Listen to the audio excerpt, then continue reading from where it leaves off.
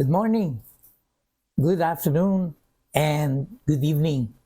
Saan man dako kayo naroroon, binabati ko kayo sa magandang linggong ito, the day of the Lord. And I just praise God for everything na ginagawa niya sa ating buhay. No? At ngayong Sunday na ito, meron po tayong napakahalagang mensahe. At kung alam natin ang ating kalagayan sa harap ng Panginoon, which is very important sa lahat ng mga tumanggap kay Kristo, lahat ng nabigyan ng bagong buhay, at ang buhay na ito ay nagmula sa Kanya, sa Kanyang kagandahang loob, sa kabutihang kalagayan na meron tayo ngayon dahil binago ng Panginoon. Kung ikaw ay nakipag-isa sa Kanya, ang bagong puso, ikaw ay binigyan ng kaluluwa na kung saan ang iyong kaisipan, ang iyong damdamin o kalooban at ganun din ang iyong emosyon ay nagmumula sa Kanya. Ito yung bagong binagkaloob sa atin ng Panginoon. At ito ay mula sa pagiging anak tayo ng Diyos o pagiging anak natin, no? Mula sa Diyos. At tayo po ay nagpapasalamat because God is good at pinaalam niya sa atin ang dakilang mensahe, yung kamanghamanghang mensahe kung saan tayo po ay naligtas dahil dito, no? At ngayon tayo po ay tumunghay dun sa kabutihan niya ng Panginoon sa lahat ng panahon. At pag sinabi mong kabutihan, it means that good or bad, no, sa ating pakiwari o sa ating mga nararamdaman dito sa lupa, good or bad, sa Panginoon po galing lahat ito, at ito ay para sa ating ikatitibay at ikatatatag ng ating Kristiyanong buhay. So ngayon po ay pag-usapan po natin yung tungkol sa suffering, no? Hindi lang po magagandang mga bagay ang nadarat na natin dito sa mundong ito, kundi ganun din ang mga bagay na tayo ay nagsasuffer. At kung titingnan po natin, may sinasabi po ang banal na kasulatan, lalo na sa Pilipos 1:27 hanggang 30. At ito po ang ating paksa. At bibigyan ng tunghay o bibigyan ng magandang aspeto ng kaunawaan. At tayo po ay, dahil tayo po ay nanalangin at hiniling natin sa Panginoon na siya manguna sa atin at maunawaan natin ang mga bagay na spiritual na nagmumula sa Kanya, at ito ang pinagkaloob sa ating package ng Panginoon bilang isang mananampalataya. Kaya sabi rito sa Pilipos 27, chapter 1, kaya nga mga kapatid, pagsikapan ninyong mamuhay ayon sa magandang balita ni Kristo. Sa gayon, makabalik man ako sa inyong piling o hindi, makakatiyak pa rin akong kayo'y mananatili o nananatili sa isang layunin at sama-samang ipinaglalaban ang pananalig sa magandang balita. Ngayon, tingnan po natin kung ano ang sinasabi nitong verse na to. Mga kapatid, ibig sabihin meron po tayong relasyon sa bawat isa bilang anak ng Diyos. At tayo pumasok dito sa relasyong ito sa pamamagitan ng pakikipag-isa natin kay Kristo na nagmumula sa magandang balita na tayo ay nabubuhay ngayon sa direksyon ng magandang balitang ito na ibinahagi sa atin ng Panginoon upang ito'y pamuhay natin. Sa gayon, makabalik man ako sa inyong piling o hindi, ito po yung isa pong suffering ni Apostol Pablo, no? Na makabalik man siya sa kanyang mga kapatiran dahil siya ay nakabilanggo.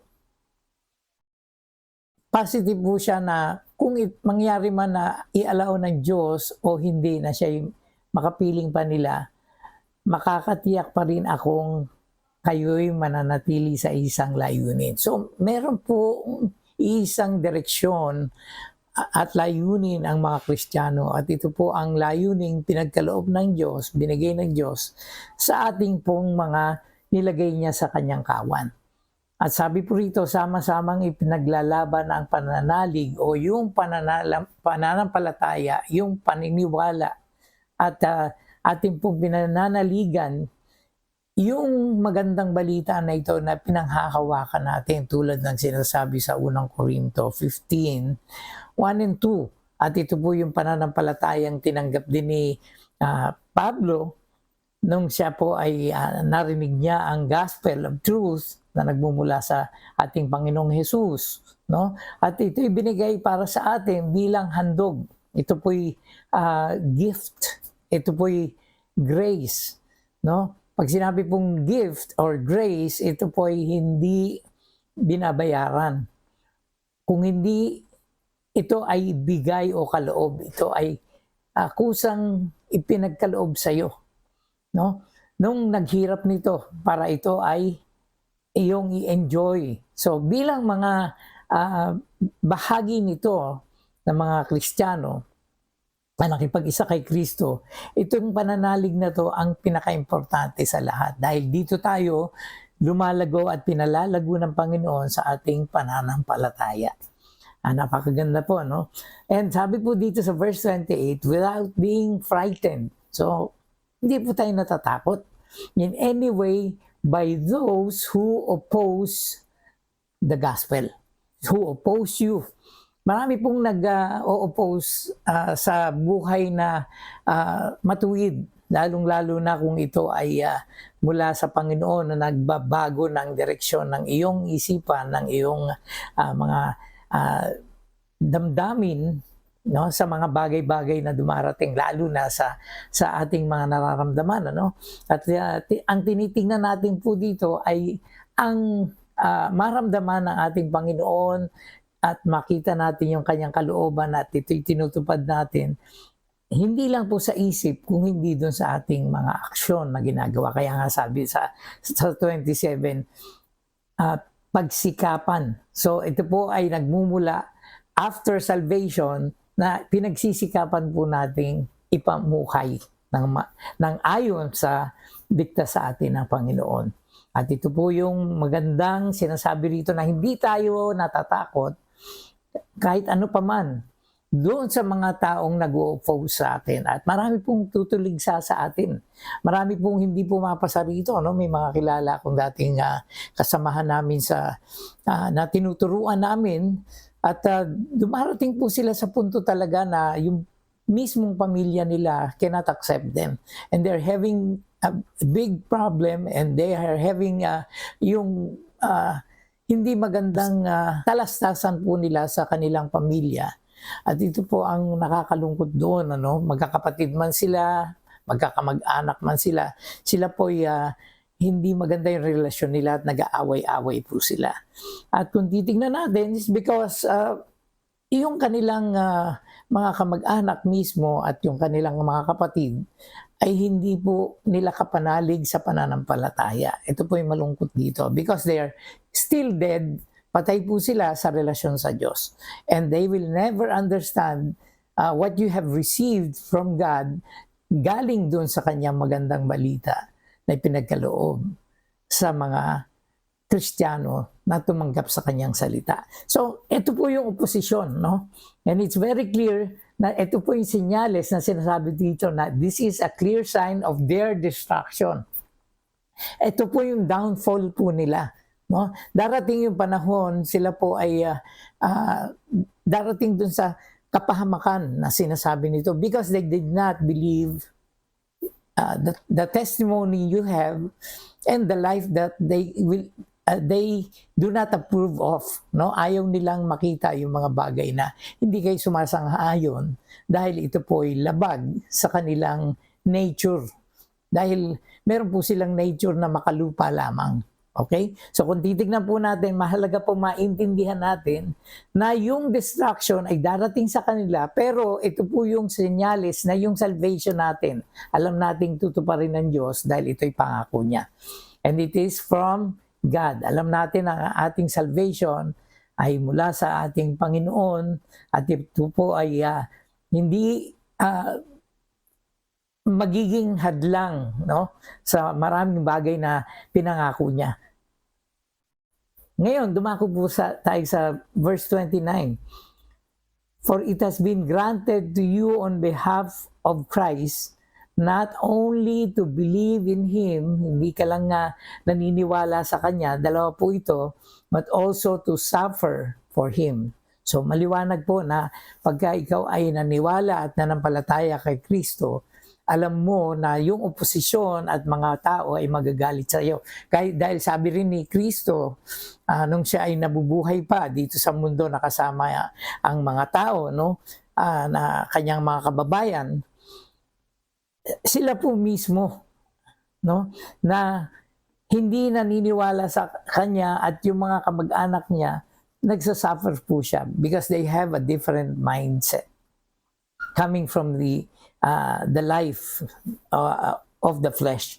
So kung titingnan natin, tayong mga tumanggap kay Kristo, hindi lang po tayo naniwala o nanampalataya, but also kailangan tayong mag-suffer tulad ng ating Panginoon. At ganoon din sila Pablo at ang lahat po ng mga disipulo at nag-follow kay Jesus nung panahon na yon. And even in the Old Testament, no, na saints, since you are encountering the same struggle you saw I had. Ito po yung sinasabi ang sulat ni Pablo na ito po yung experience ko. Sinasabi ko at nilalahad ko sa inyo, this is my testimony. And now, here that I still have. So nung nabubuhay siya, ito po ay continuously nangyayari sa kanya. At just like Jesus, they hate me because they hated my words. Okay? And they will hate you because of me, sabi ni Jesus. No?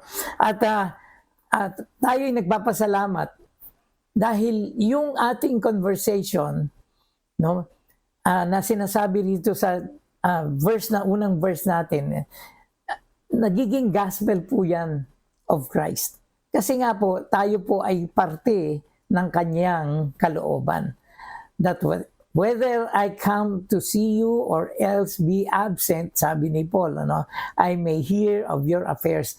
Maririnig niya from others yung mga nangyayari sa atin na pagsunod at pagtalima dun sa nais ng Diyos. No? So kaya mga kapatid, tayo po ay naninindigan sa iisang espiritu.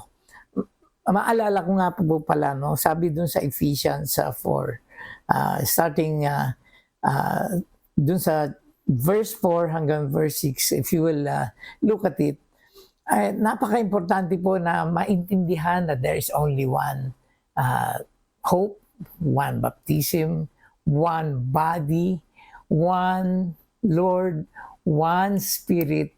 At ito po yung importante sa lahat na maintindihan natin. Isa lang po yung pananampalataya, one faith. So pumasok tayo sa paghahari ng Diyos sa pamamagitan ng isang pananampalataya na nais ng Diyos na ating tanggapin at tinanggap po natin ito kaya tayo ay naipanganak na muli, na born again spiritually. Ang ibig po sabihin ng born again spiritually, ikaw po ay pinanganak sa Espiritu, binautismohan ka o binigyan ka ng Espiritu ng Diyos. Pinagkalooban ka sa pamamagitan ng iyong pananalig sa Kanya. At ito'y makikita natin sa Ephesians 1 verse 13 and 14. Ikaw ay sinelyuhan ng Lord na ang tatak na ito ay ikaw ay pag-aari niya. So, mga kapatid, no, dito sa ating nakikita na sinasabi ni Pablo rito, maririnig ko na yung mga bali-balita dun sa church kung saan ka nagbibilong because people are reporting to him, like yung mga sinesend niyang mga sinusugo niya upang i-monitor yung church o i-oversee yung church para sa kanya dahil nakakulong siya, that tayo, okay, kung ikaw ay kasama doon sa panahon na yun, we stand fast in one spirit. Kumbaga, tayo ay spirit-led. Tayo po ay naninindigan sa tinuturo sa atin ng Diyos sa pamamagitan ng kanyang anak, sa kanyang salita, at ng Espiritong nagga-guide sa ating buhay. With one mind, okay?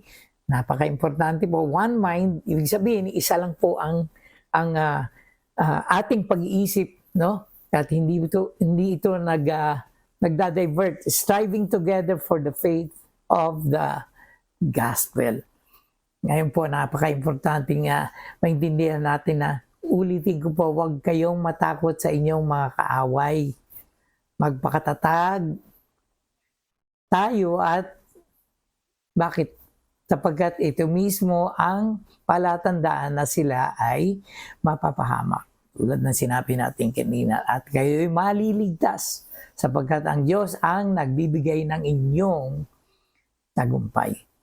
So mga kapatid, dahil pinagkaloob niya sa inyo, hindi lamang yung naniwala tayo, nanalig tayo, inakap natin ang katotohanan ito na mula sa Kanya, kundi ang nais ng Diyos ay makapagtiis din tayo. Dahil alam nating iba ang kanilang naturalesa. Tulad ni Kristo, dalawa po ang kanyang naturalesa. At ito ay ang physical at ang spiritual na naturalesa na meron siya. So, ganun din po tayo. We are of both spheres. No? Ibig sabihin, meron po tayong spiritual na naturalesa at meron po tayong physical na naturalesa. So nauna po yung physical, bago ipinanganak tayo na magkaroon ng spiritual, nakipag-isa tayo kay Kristo. Iyon po ang dahilan. So ngayon, kasama ko na kayo sa pakikibakang nakita ninyong ginagawa ko noon at nababalitaan ninyong ginagawa ko pa rin hanggang ngayon. So yun yung patuloy o progressive na ginagawa ni Pablo sa kanyang testimony. Hindi siya humihinto. Siya'y nagpapatuloy sa gawain ng Panginoon. At ito ay sa pamamagitan ng pagpapahayag at pagpapakita kung ano ang tunay na Kristiyano sa harap ng mga taong hindi nakakakilala sa Diyos. So, dahil tayo po, according to binasa natin from 27 hanggang 30, ito po ang ating pinagsisikapan, doon sa ating pananampalataya sa tinanggap nating ebanghelyo o magandang balita mula sa Panginoon. Kaya nga sabi sa unang Korinto 1 verse 10, sabi rito, mga kapatid, ako'y nakikiusap sa inyo sa pangalan ng ating Panginoong Jesucristo. Magkaisa kayo. Tandaan po natin, yung pakikipag-isa ay napaka-importante. Pag sinabi mong nakikipag-isa, you're agreeing. Saan tayo nag-agree? Hindi dun sa mga ginugusto natin, kundi yung sinabi ng Panginoon na dapat magkaroon tayo bilang mga magkakapatid. Alam natin kung ano yung hindi maganda sa paningin ng Diyos, and we are looking at pleasing God. Ito po yung pagkakaisa ng ating espiritu sa pagkakapatiran. Kayo ay kailangang magkaisa. Tayo bilang bahagi ng katawan ni Kristo ay makita sa atin ang patotoong ito. Huwag tayong magkabahagi, sabi rito, maging sa isipan at maging sa layunin. So, yung kaisipan po na humihiwalay, ito po hindi po maganda, Ito yung nagbubunga ng pagkakabahabahagi, At ito po ang ayaw ng Panginoon dahil ito po ang kanyang prayer na nais niyang maging isa tayo. Maging isa tayo tulad nila ng kanyang ama. At ngayon, sabi niya dun sa John 17, if you will look for it, 17:21. Okay? So, dito po natin makikita yung pagkakaisa na nais ng Diyos na mangyari sa kanyang mga tagasunod. So, huwag kabahagi, maging isa sa isipan at maging sa layunin. So isa lang po ang layunin na ibinigay sa atin ng Lord. At ito po yung pagkakatawag sa atin dun sa gospel upang ito'y maibahagi sa iba. Okay, so kung titignan natin kasi yung Roma 8:18, dito po natin makikita, no, na sinasabi ni Pablo na para sa akin ang mga pagtitiis natin sa kasalukuyan, so ito po yung pagtitiis, ano, ay hindi maihahambing sa kaluwalhatian, mahahayag sa atin balang araw. So, meron po tayo palang inaasahan na kaluwalhatiang mahahayag sa atin sa panahon ng Panginoon na darating, na kung saan tayo po ay susunduin niya na to take Him by Himself. Sabi po yan sa John 14, ano? Darating po itong panahon na ito upang tayo ay kupupuin na ng Panginoon at ibahagi na sa Kanya upang kung saan man siya naroroon, nandun din po tayo. At yun po yung sabi niya roon na maliwanag. So, kung titignan natin, we should consider itong suffering or sufferings na ito na dumarating sa atin ngayon at nandito tayo sa mundong ito, at habang nandito tayo, we're already practicing the eternal life that God has given us. Meron po tayong eternal life if you will look at 1 John, no? At ito po yung pinagkaloob sa atin ng Diyos sa pamamagitan ni Kristo. And if you have that eternal life, ang eternal life po sa John 17:3, makikita rin po natin, ito yung ating relasyon sa Ama na nakikilala natin siya sa pamamagitan ng salita ni Kristo at makilala natin si Kristo na sinugo ng Ama. Okay? So kung sinugo siya sa atin, siya po yung naninirahan sa atin today sa pamamagitan ng Espiritu na gumagawa sa ating puso. Okay? So present time are not worthy to be compared doon sa magandang mangyayari sa atin in the future, in God's time. No? Na natapos na tayo dito sa lupa, na i-reveal sa atin na yung pangalan mo na nakalagay sa eternity is because of the investment that you have given dito sa lupa, yung pinractice mo rito. At yung pinractice mo rito sa lupa, ang magbibigay sa iyo ng magandang record dun sa heaven which will never be erased because this is done for Christ. Dahil tayo po ay haharap one day in the judgment seat of Christ sa mga sinave niya, no? Sa tumanggap ng mabuting balita.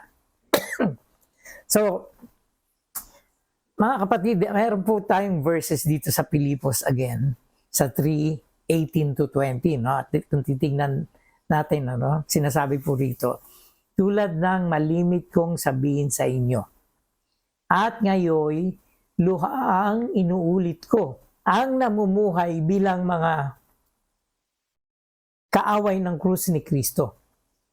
Marami, sabi niya, ang namumuhay, ulitin ko po, marami ang namumuhay bilang mga kaaway ng krus ni Kristo. So, malinaw po, no? Meron tayong mga oposisyon. At malimit sabihin ito ni Pablo. At siya po ay nalulungkot at luhaang sinasabi sa atin. No? Dahil naintindihan niya lang lahat ng ito dahil na-experience niya po ito. Marami pong namumuhay bilang mga kaaway ng krus ni Kristo dahil hindi po nila sinusunod yung gospel. Hindi po nila inaalam sa Diyos kung ano ba yung part nila doon sa body of Christ.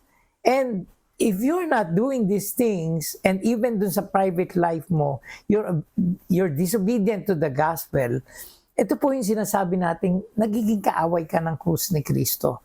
Because you're not doing His will. You're not thinking right doon sa mga bagay na sinasabi ng Panginoon na ating pong ayusin at gawin. Tulad ng sinasabi sa Roma 1:18, ano, yung masama po na tinutukoy doon sa verse na yon, makikita po natin ito ay nagmumula sa mga taong ayaw o gustong hadlangan ang katotohanan ng Diyos sa kanilang buhay. At ganun din sa buhay ng mga nasa paligid nila, no? Na even dun sa parents nila, mga anak nila, hinahadlangan nila na mag-grow at makita ng mga kamag-anak nila at even yung mga kaibigan yung ginagawa ng Diyos sa kanilang buhay o gagawin ng Diyos the moment that they apply God's words sa kanilang buhay. Nahihiya po sila. Kaya nga po, sabi niya, namumuhay ang marami bilang mga kaaway ng krus ni Kristo. Tayo po ba ay nandito sa kalagayang ito? So, palagay ko, kailangan nating pumunta sa salita ng Diyos upang malaman natin na kung ikaw ay tunay na tumanggap kay Kristo, maintindihan mo na may layunin ng Diyos na sinasabi ni Pablo. At yung layunin na yun, dapat iisang isipan natin. Isa po ang kilos natin na bilang mga nilagay ng Diyos sa kanyang katawan. So, mga kapatid, no, napakahalaga ng verse na ito. At ganoon din, yung verse 19 na babasahin ko, kapahamakan ang kahihinatnan nila. No? At so, itong mga kaaway ng krus ni Kristo, yung ayaw pabago sa Panginoon, ayaw mag-submit, ayaw pong magpasakop sa Panginoon, kapahamakan ang kahihinatnan nila. Bakit po? Ang sabi rito, sapagkat ang dinidiyos nila ay ang hilig ng kanilang katawan. Okay? Yung mga gusto ng kanilang katawan. The lust of the flesh, the lust of the eyes, tatlo po yan, and the pride of life. So yan po yung sinasabi sa 1 John. At kung titignan po natin, yung kalagayang ito, at kung ito ang iyong kalagayan, no, na ang inyong dinidiyos, ay ang hilig ng laman, yung mga gusto ng katawan, kalayawan, at yung mga bagay na naghihiwalay sa kanila sa salita ng Diyos upang mabago ang kanilang katauhan. Dahil sabi ng Diyos, pagka ikaw ay naging kanya, ikaw ay nilinis na, pinatawad na. Kaya nga meron kang bagong direksyon ng buhay o sa buhay at bagong kaisipan, bagong kalagayan ng kalooban at bagong emosyon sa buhay. Ang hilig ng kanilang katawan, ang kanilang hinahangad. No? At ang mga bagay na dapat sana nilang ikahiya. No? Marami po dapat tayong ikahiya kung tayo na nahihilig sa laman. Ano? At ito po minsan ay pinagmamalaki pa ng karamihan na nakakalungkot po. No?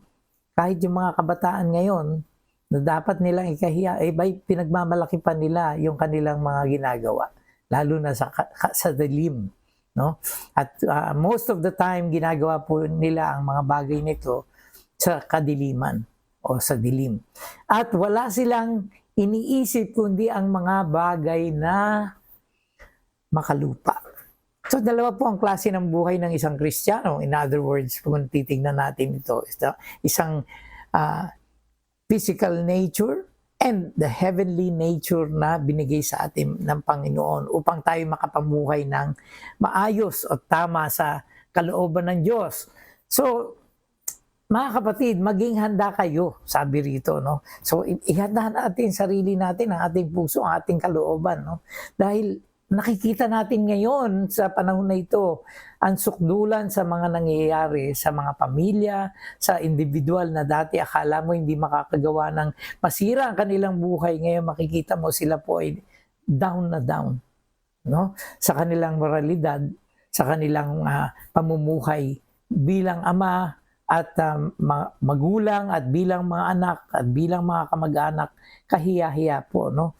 At sabi rito, maging handa kayo at magpakatatag sa inyong pananampalataya. So, ang Diyos po ay nakatuon sa ating pananampalataya. Ang katatagan nito, ang nais ng Diyos na mahubog sa atin. Maging matapang din tayo, no? Sabi rito, maging matapang kayo at magpakatibay. So, paano ka magiging matibay? Alam natin na pag ikaw ay isang boksingero at kung ikaw ay nakakapanood ng boxing, makikita po natin ang titibay ng kanilang katawan. Yung mga mukha nila kumakapal sa susuntok. At kung titignan po natin, paano ba nangyayari yung nagiging matatag at matapang ang mga taong ito? Maliban sa hindi po pera-pera yung kanilang na tinitingnan doon, kung hindi yung pagiging matibay nila at malakas, no? At kung titingnan natin ang salitang ito sa unang Korinto 16:13, maging handa kayo. Okay, so yung paghahanda bago ka makipaglaban tulad ng boksingero, sila po ay naghahanda ng kanilang body, no? Na ito po ay kanilang pinapalakas, yung stamina at yung kanilang energy ay nandoon, yung maliwanag na isipan, yung kanilang mga mata at kanilang senses ay buhay na buhay. Tayo pong mga binigyan ng Diyos ng bagong buhay, meron po tayong bagong senses coming from the Lord. At yun po ang nais na ipabukas sa atin ng Panginoon, yung mga senses nito. At kung ikay mananampalataya, sabi ng Panginoon dito, maging matapang kayo at magpakatibay. So yung pagiging matapang po, hindi po yan, marami po sa ating mga duwag tulad ko, no? At nagiging matapang ka lang kasi nga nakikita mo na meron kang kasamang makapangyarihan at binigyan ka ng kapangyarihan ng Diyos upang gamitin ang kanyang salita na ito po ay saligan ng ating pagiging matapang at pagiging matibay. At yung pagiging matapang at matibay, nag-grow po yan. Hindi instantaneously matapang ka agad, no? At ikaw ay lumalakas agad. Nagiging parang yung pinanood mo yung nag-iiba yung anyo pagdating. Hindi ka naman si Hulk, no? At hindi ka naman si Superman. Okay? So, anong nais ng Diyos sa atin? Bukod sa gusto niyang maging matibay ka at matapang ka, nais ng Diyos na ikaw ay lumakad in a manner worthy of your calling.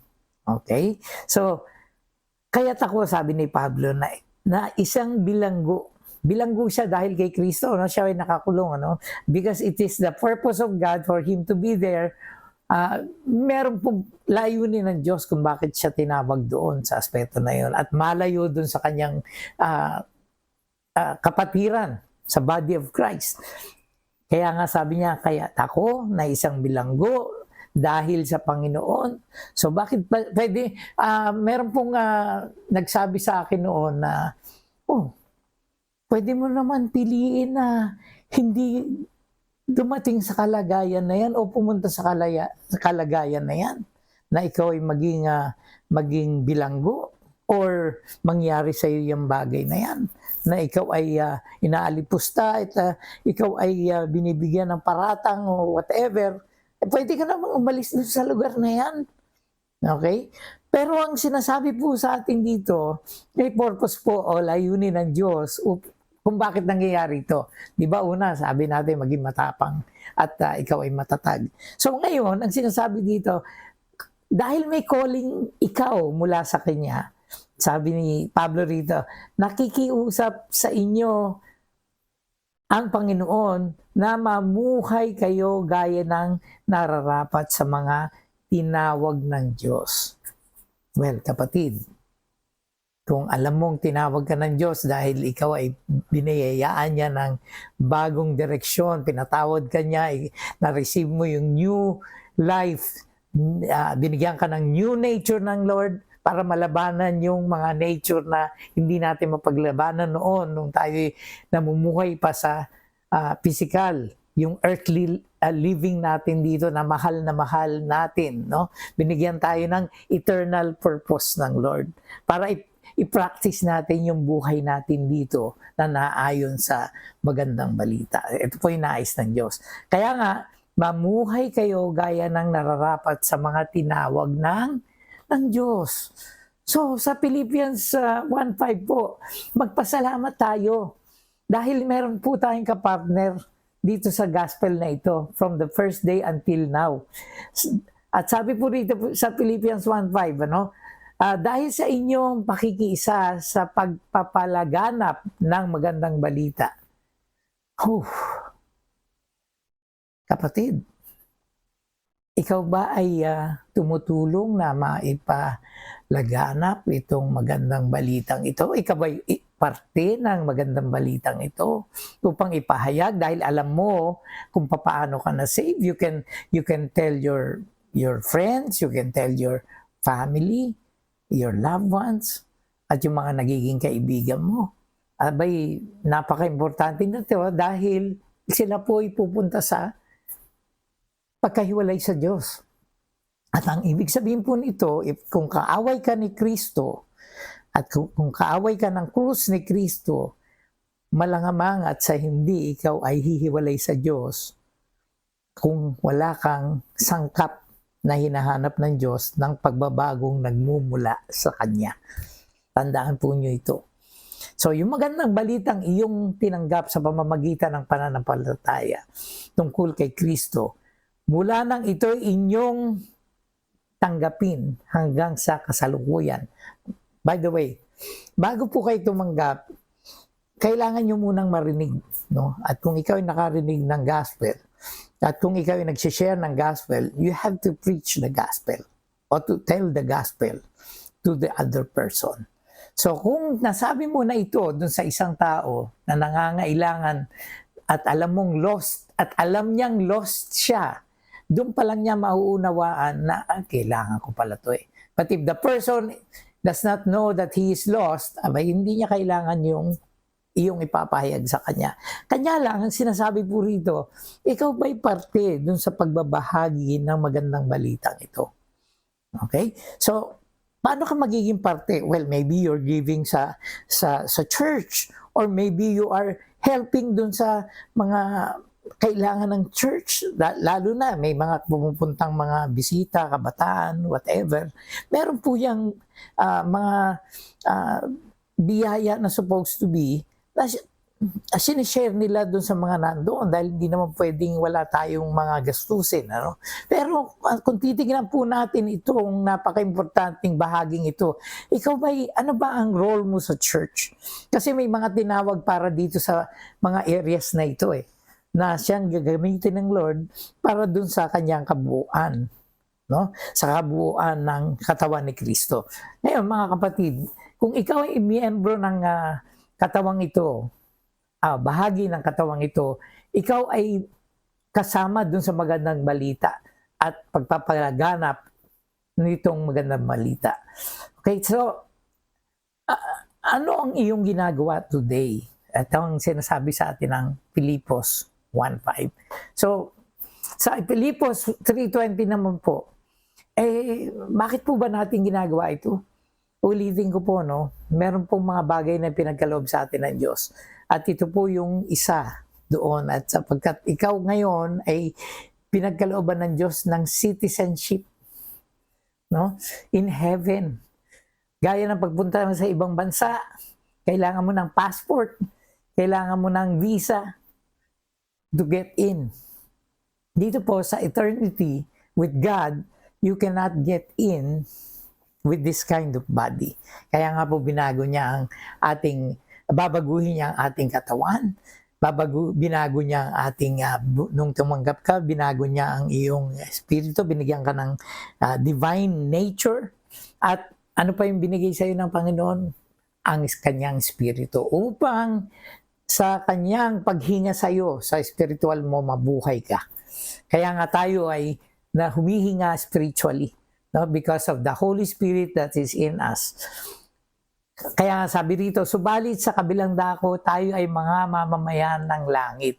Tandaan po natin, hindi tayo panlupa na.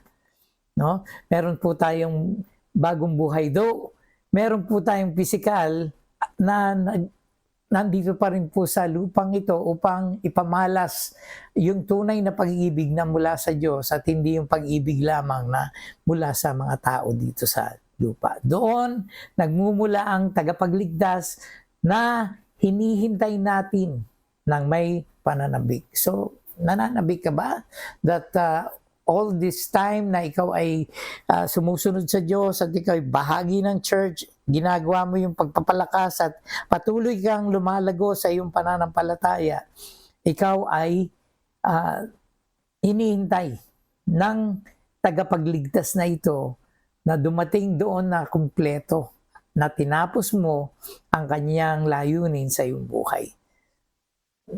At ikaw ba'y may pananabik sa aspetong ito? Na pag natapos mo yon, well, God will be glorified and God will glorify you in return.